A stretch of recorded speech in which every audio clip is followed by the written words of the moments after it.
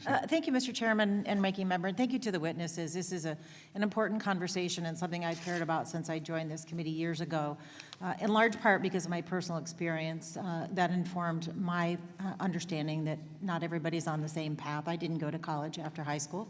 I was working. That's what worked for me at the time. So years later, I started first community college, then law school.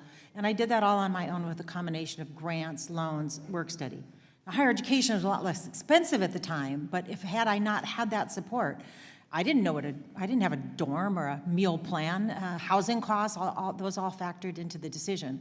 And then also as a parent of two children who are highly educated, I went through the process as a parent and saw the frenzy of the college admissions cycle and how that it became commercialized and how the very misleading rankings oftentimes put into students' minds that they have to go to one of these big name colleges to be successful, not understanding that there are plenty of other colleges that either might be less affordable, and then also not getting accurate information about some of the schools and their need-blind admissions policies. So there's a lot of misinformation out there that I think distorts the college admissions process in general.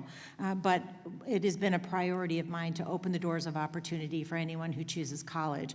So I want to start with you, Ms. Layton. And in your testimony, you talked about the urgency of a federal data system. So we have those more complete information about outcomes across colleges.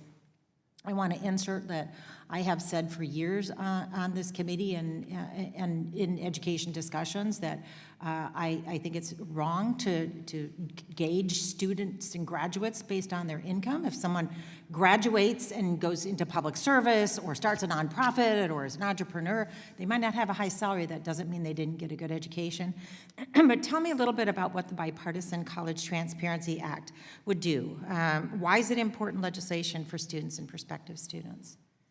Well, thank you for the question, and thank you for being a sponsor of that legislation. And we got it through the House in 2022. Right, we did. And I hope we can get the ball over the finish line. Very bipartisan.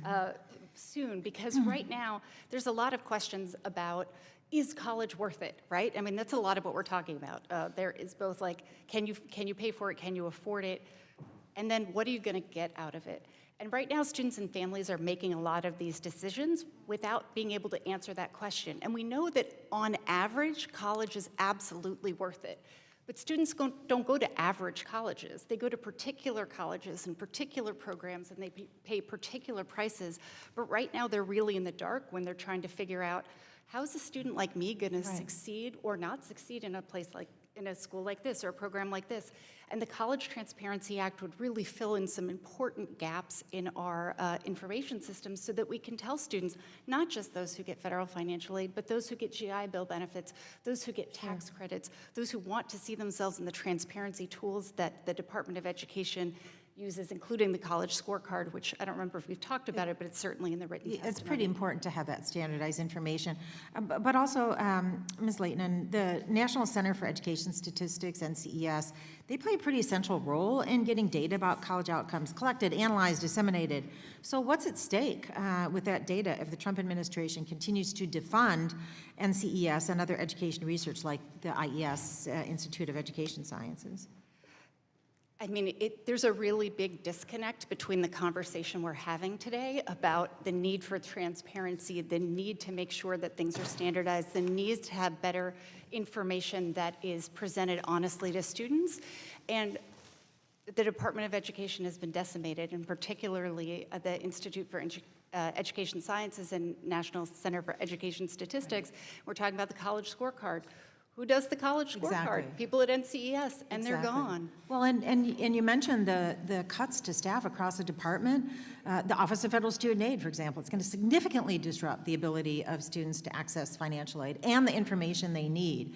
And also what I call it the big ugly bill, because I don't think it's beautiful at all, that cuts billions of dollars in federal funding for student financial aid And as many of you mentioned, the transparency alone is not enough to solve the problem.